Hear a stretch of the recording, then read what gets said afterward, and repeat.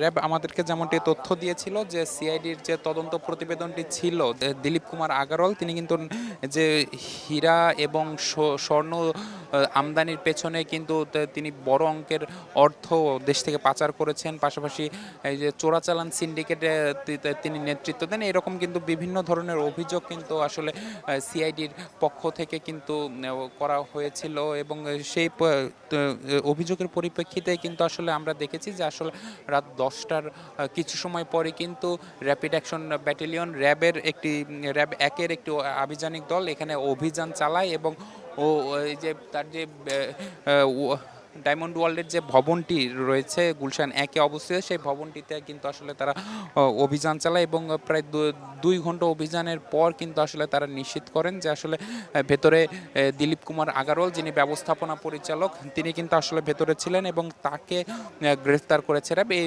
সংক্রান্ত কিন্তু আমরা বেশ কয়েকটি ভিডিও ফুটেজও কিন্তু আমাদের হাতে এসেছে যে তিনি গ্রেফতার হয়েছেন।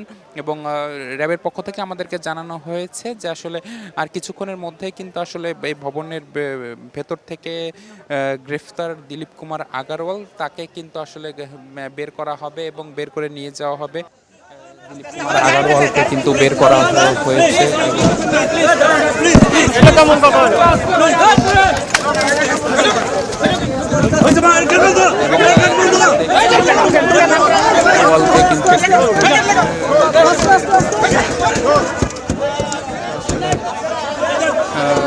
কুমার আগারওয়াল তাকে কিন্তু বের করা হয়েছে এবং একটি সাদা রঙের মাইক্রোবাসে করে কিন্তু তাকে নিয়ে যাওয়া হচ্ছে।